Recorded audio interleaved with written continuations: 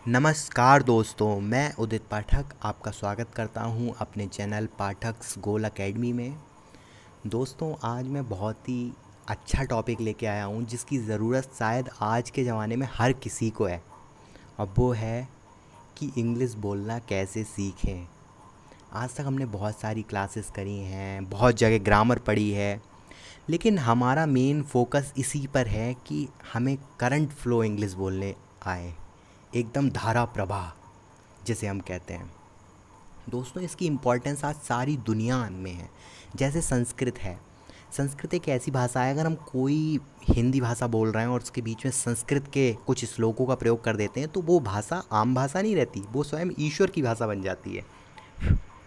इसीलिए इंग्लिश भी काफ़ी अच्छी लैंग्वेज है और इसका अपना एक स्टाइल, अपना स्वैग है एक, और आपको बड़ा मज़ा आएगा इंग्लिश पढ़ने में। और अगर आप इंग्लिश में बात करते हैं तो आपकी बात का वजूद तो इंडिया में बहुत ही ज़्यादा होने वाला है। तो in every field English is important, her field में इंग्लिश इम्पॉर्टेंट है। फिर भी मैंने कुछ फील्ड डिस्कस किए हैं कि कौन कौन से फील्ड मोस्टली सबसे ज़्यादा हाईलाइटेड फील्ड्स हैं जहाँ पर हमें इंग्लिश की बहुत ज़्यादा ज़रूरत पड़ने वाली होती है, और मतलब हमें पड़ती ही है। तो जो पहला फील्ड है वो है हमारे स्कूल एंड कॉलेजेस। देखिए, हम सारे लोग जब स्कूल से निकल के कॉलेजेस में शिफ्ट होते हैं तो हमें इंट्रोडक्शन देने पड़ते हैं, और इंट्रोडक्शन होते हैं इंग्लिश में। तो हम 3 लाइनों से ज़्यादा का इंट्रोडक्शन नहीं बोल पाते क्योंकि हमें इंग्लिश आती नहीं है, वो हमारी मदर टंग तो है नहीं।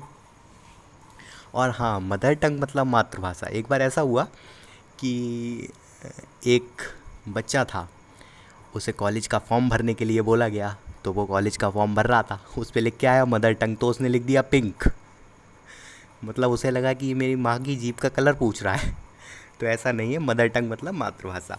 तो ये हमारी मातृभाषा तो है नहीं, इसीलिए हम लोग इतने ज़्यादा इसमें कंफर्टेबल महसूस नहीं करते हैं, और हमें हमेशा एक अंदर से एक इच्छा होती है कि हम भी अच्छी इंग्लिश बोलें। तो स्कूल और कॉलेजेस में इसकी ज़रूरत बहुत बहुत ज़्यादा है।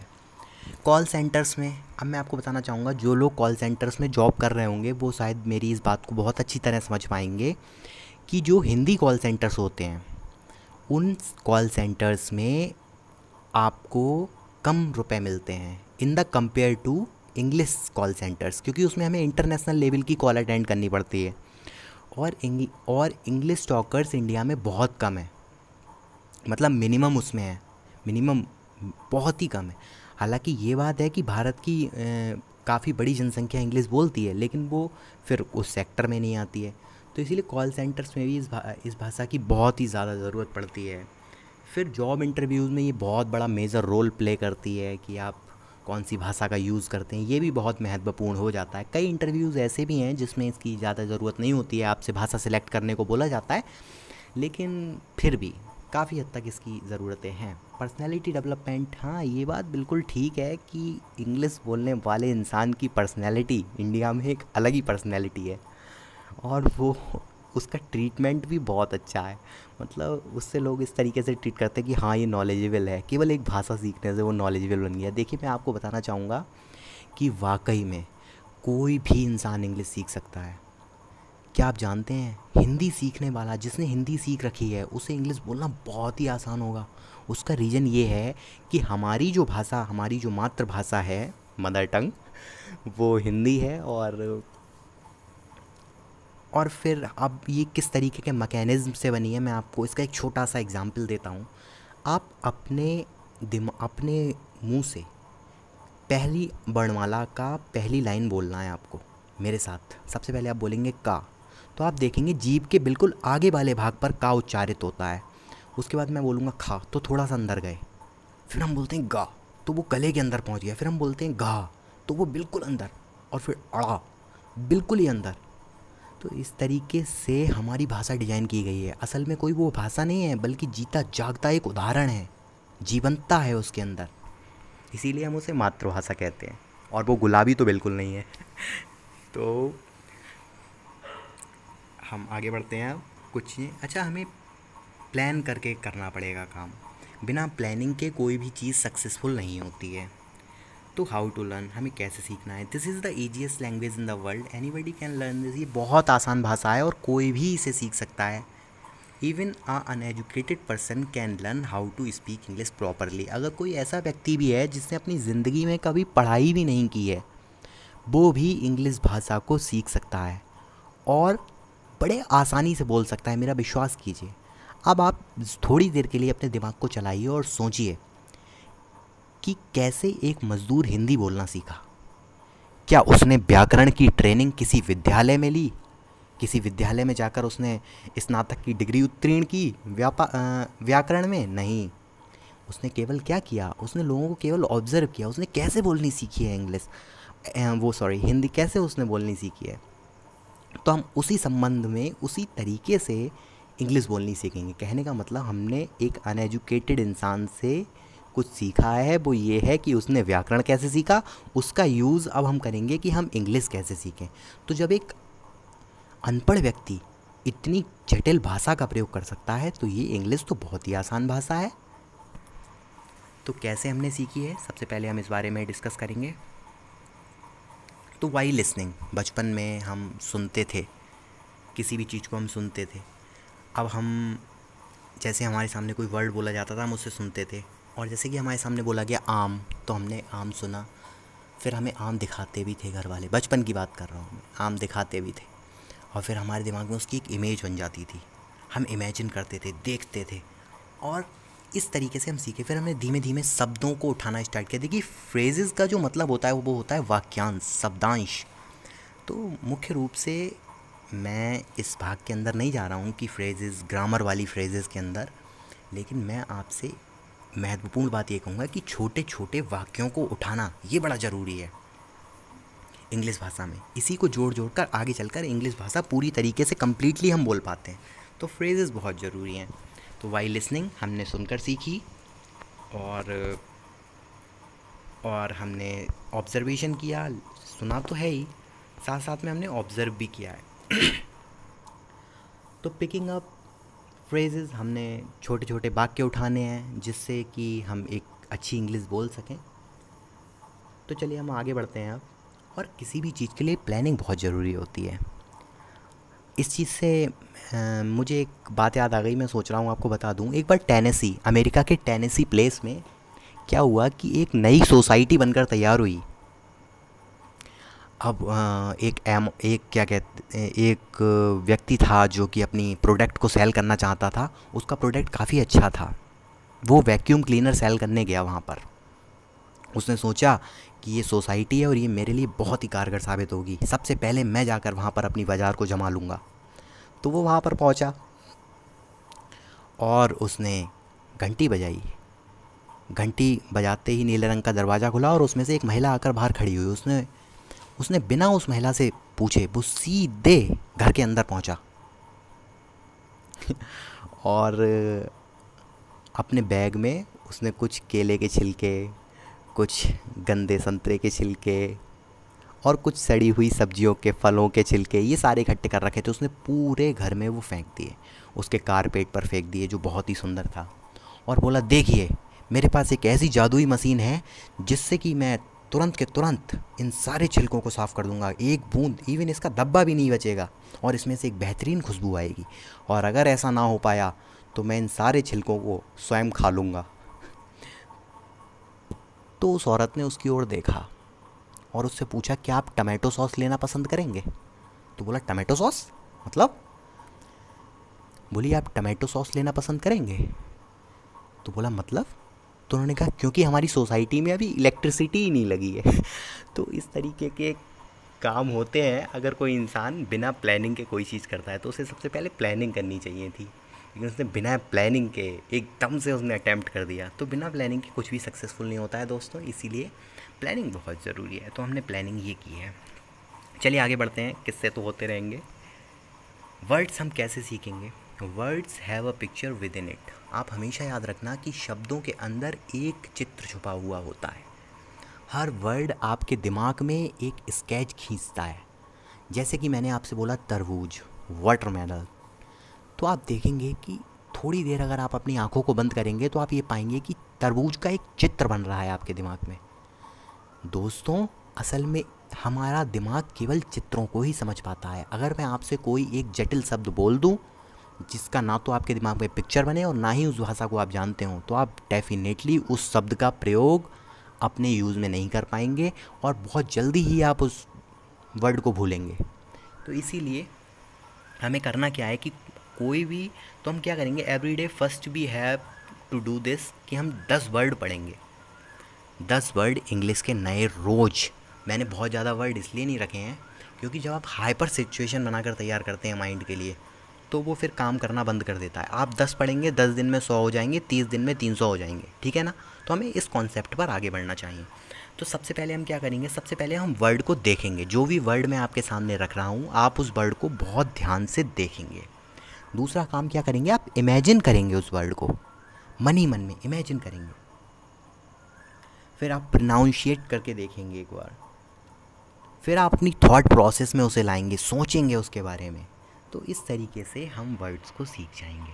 तो हमें करना क्या है, पहला काम जो अभी तक इस वीडियो में निकल के सामने आया है वो ये है कि सबसे पहले आपको 10 वर्ड प्रतिदिन याद करने हैं। आप बिल्कुल चिंता ना करें, मैं खुद आपको रोज़ 10 वर्ड दूंगा जो बहुत ही महत्वपूर्ण होंगे इंग्लिश में, वो माइलस्टोन साबित होंगे डेफिनेटली। आप बिल्कुल चिंता ना करें, बस आप मेरा साथ देते रहें। एक्सप्रेशंस दोस्तों, असल में भाषा केवल व्याकरण नहीं है, कुछ शब्दों का झुरमुट नहीं है या वर्णमालाओं को इकट्ठा किया हुआ क्रम नहीं है, बल्कि वास्तविकता में ये एक जीवंत उदाहरण है। केवल व्याकरण से भाषा बनके तैयार नहीं होती है। जब कोई बोलता है तो उसके बोलने का भाव भी हमारे मन के अंदर एक भाषा क्रिएट करता है। जैसे कि आपने सभी लोगों ने, मुझे लगता है आप सबने पीके पिक्चर देखी होगी, उसमें क्या के 3-4 अंदाज वो बताता है और आप उसे देख काफ़ी मज़ा लेते हैं। तो इसी तरीके से हमें समझना चाहिए कि भाषा कोई शब्दों का ढेर नहीं है, बल्कि वो एक एक्सप्रेशंस है। तो हमें एक्सप्रेशन समझने के लिए क्या करना होगा दोस्तों, हम रोज़ एक कहानी सुनेंगे। Every day we simply hear a story of English language. हम इंग्लिश लैंग्वेज की प्रतिदिन एक स्टोरी सुनेंगे। This create a place within your mind. और मैं विश्वास से कहता हूँ ये स्टोरी आपके दिमाग में एक प्रकार का पूरा स्पेस क्रिएट करेगी। आपने देखा है जब भी कभी हम कोई स्टोरी सुनते हैं तो हम खो जाते हैं, हमारे सामने सब कुछ चलता है। जैसे कि मैंने अभी आपको एक स्टोरी सुनाई टमाटो सॉस वाली, तो आपके दिमाग के अंदर पूरी वीडियो चली होगी, विजुअलाइजेशन। ऐसी ही कमाल की कुछ स्टोरीज़ हम रोज़ पढ़ेंगे और वो इंग्लिश में ही होंगी। लेकिन इसके लिए वट, यहाँ पर एक शब्द लगा हुआ है वट। तो वट शब्द मैंने इसलिए यूज़ किया है, इसमें कुछ चीज़ें ऐसी हैं जो हमें करनी है और कुछ ऐसी हैं जो हमें नहीं करनी है। तो सबसे पहले क्या करना है, हमें ये ध्यान देना है दोस्तों, हमें स्टोरी को इंग्लिश में ही सुनना है, इंग्लिश में ही सोचना है और इंग्लिश में ही इमेजिन करना है। ये कैसे हो सकता है, मुझे इंग्लिश कैसे समझ में आएगी? देखिए, सबसे पहले इंग्लिश की स्टोरी सुनाने से पहले मैं उसका कुछ भाग हिंदी में बताया करूँगा, फिर मैं उसे एक लंबी इंग्लिश की स्टोरी सुनाऊँगा। उस भाग के बाद आपको हिंदी के बारे में बिल्कुल नहीं सोचना है। जैसे मैं क्या कहना चाहता हूँ आपसे, जैसे कि मैं ये चाहता हूँ कि जब मैं मंकी बोलूँ तो मंकी के बाद आपके दिमाग के अंदर जो दूसरा काम हो वो ये होना चाहिए कि आपके दिमाग में मंकी की सीधी इमेज बननी चाहिए। मंकी और सीधे इमेज, वो उछलता कूदता जीव जो दीवालों पर यूं छलांगे मारता है और काफ़ी चीज़ों को तहस नहस कर देता है। नहीं, कुछ बंदर अच्छे भी होते हैं। तो फिलहाल तो हमें क्या नहीं करना है, हमें कभी भी जब मैंने बोला मंकी तो आपको मंकी की हिंदी नहीं निकालनी है कि आप सोचे बंदर, फिर आप उसको आगे बढ़ाएं, फिर चित्र बने। ये 3 स्टेपों में चित्र नहीं बनना चाहिए। मुझे सिर्फ 2 स्टेप्स चाहिए चित्र बनाने के लिए, मंकी और सीधे इमेज। डोंट कन्वर्ट, आपको कन्वर्ट बिल्कुल नहीं करना है। कीप हियरिंग, लगातार सुनते रहना है। कुछ चीज़ें आपको, कुछ वर्ड समझ में नहीं आएंगे, कोई कॉपी पेन की ज़रूरत नहीं है, बस सुनते रहना है, सुनते रहना है। डेफिनेटली 42 डेज़ की तो ज़रूरत ही नहीं पड़ेगी, 30वें दिन आपको स्टोरी ऐसे HD में क्लियर होगी ना, और आप बड़े आराम से समझ पाएंगे उस स्टोरी को। डोंट पजल्ड, ज़्यादा उलझने की ज़रूरत नहीं है। अगर आप बहुत ज़्यादा उलझेंगे, दिमाग के सामने हाइपर सिचुएशंस क्रिएट करेंगे, तो दिमाग कभी भी उस तरीके से रिस्पॉन्स नहीं कर पाएगा जिस तरीके से उसे करना चाहिए। आगे बढ़ते हैं। फ्रेजेस, हम छोटे छोटे सेंटेंसेस को उठाएंगे। Small phrases makes you help to convey your emotions. Short, जैसे कि मैं वहाँ से 9-2-11 हो गया। इस तरीके की चीज़ें जो होती हैं जी, ये हमारी हिंदी को एक, जैसे हमने हिंदी भाषा में ये पढ़ा 9-2-11 हो जाना, नाचना आवे आंगन टेढ़ा। हालांकि ये ईडियम्स हैं जो मैं आपको बता रहा हूँ, लेकिन फ्रेजेस भी लगभग कुछ इसी प्रकार की होती हैं, कोई अंतर नहीं होता। फिलहाल ये हमारी भाषा को अलंकृत करते हैं। अलंकृत करने का इंग्लिश में मतलब होता है ऑर्नामेंटेशन। तो ये हमें हमारी इंग्लिश भाषा को ऑर्नामेंटेड करती हैं। कहने का मतलब उन्हें आभूषण पहनाती हैं, और आभूषण पहने हुए तो कोई स्त्री कितनी सुंदर लगती है। तो इसीलिए अगर हमें अपनी भाषा में भी अलंकार पैदा करने हैं तो हमें फ्रेजेस सीखनी पड़ेंगे, छोटी छोटी चीज़ों को उठाना पड़ेगा। तो जो मैं 10 फ्रेजेस भी हम रोज़ किया करेंगे। पहला हमने क्या काम किया, 10 वर्ड। दूसरे नंबर पे स्टोरी पढ़ी ताकि इमोशंस क्रिएट हों।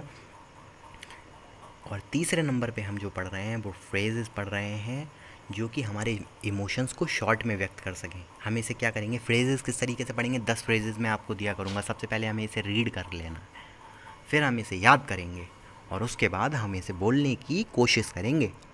ज़रूरी नहीं है हम किसी के सामने ही बोलें, अकेले में बोल सकते हैं। ठीक है, आगे बढ़ते हैं। Uses of grammar. देखिए, grammar is important, there is no question about it. हालांकि ग्रामर बहुत ज़रूरी है, इस बारे में कोई संदेह भी नहीं है। But only grammar can do this, can't do this. नहीं कर सकती ग्रामर। केवल ग्रामर कभी भी आपको इंग्लिश बोलनी नहीं सिखा सकती। अगर ऐसा होता तो कक्षा 1 से लेकर आपने कक्षा 12 तक जितनी ग्रामर की किताबें पढ़ी हैं उन सबको इकट्ठा कर दिया जाए तो वो आपके वजन के बराबर निकलेंगी। लेकिन फिर भी इंग्लिश स्पीकिंग बोलना एक दूर की बात हो चुकी है। इंग्लिश स्पीकिंग करना बहुत कठिन काम हो गया है। इसका रीज़न ये है कि ग्रामर कभी भी हमें इंग्लिश बोलना नहीं सिखा सकती। तो इंग्लिश बोलने के लिए हमें माइंड को बहुत ज़्यादा अलर्ट करना पड़ेगा। और मतलब ऐसा नहीं है कि बहुत ज़्यादा विद्वान आदमी इंग्लिश बोल सकता है, मतलब ग्रामर की कोई ज़रूरत ही नहीं है, बहुत कम ज़रूरत है। बेसिक लेवल पर वो हम पढ़ेंगे। तो हम कैसे कवर करेंगे उसे, we have to know this basic grammar. हम बस बेसिक ग्रामर पढ़ेंगे। बेसिक ग्रामर में क्या आता है, टेंसेस क्या होते हैं, ये सब मैं आपको बताऊंगा। प्रॉपर अरेंजमेंट, नाउन प्रोनाउन को कैसे अरेंज करते हैं।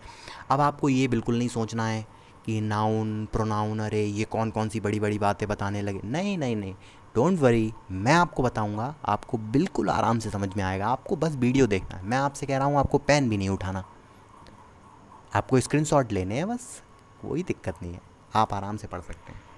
यूजेस ऑफ वर्ड, फिर मैं आपको बताऊंगा कि वर्ड का कैसे सही जगह पर यूज़ करना है, कौन सा वर्ड कौन सी जगह यूज़ करना चाहिए। ये बहुत महत्वपूर्ण भाग रहेगा इस वीडियो का। और एक अच्छी रणनीति के तहत हम आगे बढ़ेंगे तो निश्चित ही सफलता हमारे हाथ लगेगी, ये भी मेरा निश्चय है। तो एवरीडे वर्क प्लान आप सब लोगों ने देखा, मैंने जो ये पीपीटी बनाकर तैयार की है आप लोगों के लिए, जिसमें मेरे भैया विजय भैया ने काफ़ी मदद की है। तो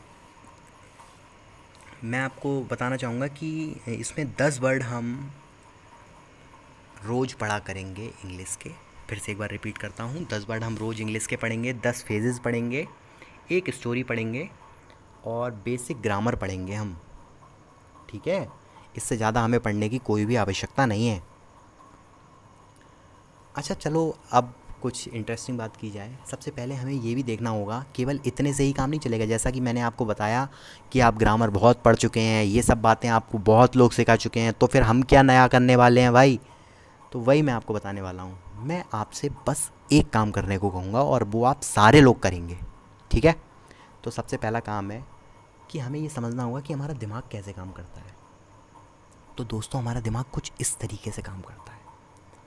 अगर मैं आपसे बोलूँ कि अगले 2 मिनट आपको बंदर के बारे में नहीं सोचना है, don't even think about monkey, एक मंकी के बारे में भी नहीं सोचना है, बंदर का बा भी नहीं सोचना है आपको। और आप आंखें बंद कीजिए, अपनी आंखें बंद करें और 2 मिनट तक बंदर के बारे में बिल्कुल नहीं सोचना है। क्या हुआ? आपने देखा कि दीवार पर आपको बंदर दिखाई दे रहे हैं, आपको बंदर की इमेज ज़रूर दिखाई दे रही होगी, क्योंकि हमारा दिमाग इसी तरीके से काम करता है। अगर मैं आपसे 5 मिनट के लिए आंखें बंद करने को कह दूं तो कुछ बंदर आपके कंधे पर बैठे होंगे, यकीन मानिए मेरा। सॉरी, मतलब ऐसा नहीं है, लेकिन असलियत है ये बात कि हमारा दिमाग कुछ इस तरीके से काम करता है। तो ये स्टोरी का क्या मतलब है? तो हमें सबसे पहली बात, हमें दिमाग पे कोई ऐसा फोर्स नहीं डालना है जिसको वो माने ना। जैसे कि आपने उससे कह दिया कि ये काम नहीं करना है, दिमाग वो काम डेफिनेटली करेगा। जिस चीज़ के लिए आप उससे मना करेंगे वो काम वो ज़रूर करेगा, क्योंकि जिस भी सिचुएशन को आप पैनिक बना के उसके सामने पेश करते हैं वो उसको कभी भी एक्सेप्ट नहीं करता है। तो अगर आपको अपने माइंड को अपनी अकॉर्डिंग चलाना है तो आपको सबसे ज़रूरी चीज़ करनी होगी वो ये है कि किसी भी सिचुएशन को पैनिक ना बनाएं कि बहुत हाइपर टेक्स कंडीशन बनाकर आपने तैयार कर दी कि बहुत ही कठिन, बहुत ही कठिन। नहीं, बहुत आसान है, डोंट वरी। बस हमें मज़े के तौर पे पढ़ना है और दिमाग को इंटरेस्टिंग चीज़ें बड़ी पसंद आती हैं, मेरा यकीन मानिए। व्हाट टू डू, क्या करना है? Don't make things too big. हमें कभी भी चीज़ों को बहुत बड़ा चढ़ा कर पेश नहीं करना है, ठीक है? इधर योर माइंड को क्रेजी बनना, आपका दिमाग पागल हो जाएगा। Even uneducated person can simply talk. जिस प्रकार एक अनपढ़ आदमी व्याकरण बोलनी सीखा है, भाषा बोलनी सीखा है, उसी तरीके से हम इंग्लिश बोलेंगे, ठीक है? So tell me what is the issue. कोई इशू ही नहीं है, सच बात है। Has he ever go to learn how to talk. क्या वो कभी विद्यालय गया? ये बात मैं आपको पहले ही बता चुका हूँ। क्या कभी व्याकरण पढ़ने वो विद्यालय गया कि शिक्षक मुझे व्याकरण पढ़ाइए? ऐसा कभी नहीं हुआ, लेकिन फिर भी वो एक अच्छी भाषा बोलनी जानता है। How to be a good seeker. अब सबसे बड़ी और महत्वपूर्ण बात हो जाती है कि हमें एक अच्छा सीखने वाला कैसे बनना है। तो मेक योर माइंड, सबसे पहला ज़रूरी काम होता है कि हमें अपने दिमाग को बनाना पड़ेगा कि हाँ, हमें कुछ सीखना है, हमें आदत डालनी पड़ेगी। जैसे कि मैं एक बहुत सिंपल सा कॉन्सेप्ट बताता हूँ। अगर कोई हिंदी बोलने वाला व्यक्ति है और उसके सामने कोई इंग्लिश में कोई क्वेश्चन रख दिया, मान लो कि the cost price of this is this and the selling price is this and this, तो फिर वो क्या करेगा? हालांकि उसे सब समझ में आ रहा है कि इस क्वेश्चन का मतलब क्या है और वो आसानी से उसको सॉल्व कर सकता है, लेकिन नहीं, उसके अंदर एक गुस्सा है कि ये क्वेश्चन हिंदी में क्यों नहीं है। तो इस तरीके के गुस्से, इस तरीके की ज़िद सिर्फ आपको आपके मार्ग से भटकाती है, कभी भी आपको सक्सेस नहीं दिला सकती वो। तो आपको ऐसी ज़िदें छोड़ देनी चाहिए। जब तक आपकी ज़िंदगी में सीखने का भाव है तब तक आपको कभी हार नहीं माननी है, आपको हमेशा लगे रहना है और सीखते रहना है। सीकिंग कंटिन्यूसली, लगातार काम करना। आज कुछ लोग ऐसे होंगे जो इंट्रोडक्शन के बाद वीडियो ही देखना बंद कर देंगे। एक इंट्रोडक्शन देखा बस, अरे नाउन प्रोनाउन और जाने कौन कौन सी बातें कर रहे थे वो। नहीं, आपको लगातार मेरे साथ बना रहना होगा, तभी आप सीख पाएंगे। इन्वॉल्वमेंट बड़ा ज़रूरी है। अगर आपने मुझ पर विश्वास किया है तो आप इन्वॉल्व हो जाए मेरे संग में, ठीक है? अगर आप किसी पर विश्वास करते हैं तो इन्वॉल्व होना एकमात्र आपके पास सिचुएशन बन जाती है, ओके? और इसी के साथ आपने मुझे बहुत ध्यान से सुना, बड़ा मुझे अच्छा लगा। और आज इंट्रोडक्शन क्लास थी तो हमने काफ़ी कुछ बस यही सीखा है कि कैसे स्ट्रेटेजी प्लान करनी है, कैसे पढ़ना है, क्योंकि मैंने आपको बताया प्लानिंग बहुत ज़रूरी है। तो बस भाइयों, मैं आपसे यही कहूँगा कि अगर आपको ये वीडियो पसंद आए, ये आप ही का चैनल है, मैंने तो बस बना लिया है, तो आप इस चैनल को सब्सक्राइब करें और बेल आइकन को भी दबा दें ताकि मेरी अगली जो इंटरेस्टिंग वीडियो आएंगी जिसे आप सीख कर एक अच्छी इंग्लिश बोलने वाले बनेंगे। और अगर आप लगातार मेरे साथ रहेंगे तो मैं वादा करता हूँ ये चीज़ 100% होने वाली है, ठीक है? तो थैंक यू बहुत बहुत। और हाँ, मैं आपसे कहना चाहूँगा कि ये जो भी इंग्लिश सीखने वाले लोग हैं, मैं चाहता हूँ खासकर ये वीडियो बनाई गई है उन गाँव के बच्चों के लिए जो कि दूर दूर गाँव में रहते हैं और उनका सपना है कि वो इंग्लिश सीखें, लेकिन वो महंगी इंस्टीट्यूशंस को ज्वाइन नहीं कर सकते। तो मैं उन्हें पढ़ाऊँगा और मैं उनके साथ पढ़ूँगा। इंग्लिश एक ऐसी भाषा है जिसे जिया जाता है, भाषा कभी कोई सीखता नहीं है पूरी तरीके से। तो सभी लोग जो मुझे देख रहे हैं वो मेरी ईमेल आईडी पर अगर कोई अपना सूचना देना चाहें तो वो दे सकते हैं। और इंस्टाग्राम आईडी भी मेरी लिखी हुई है, उदित पाठक 8057। आप इसे मुझे फॉलो कर सकते हैं इससे। Thank you very much class.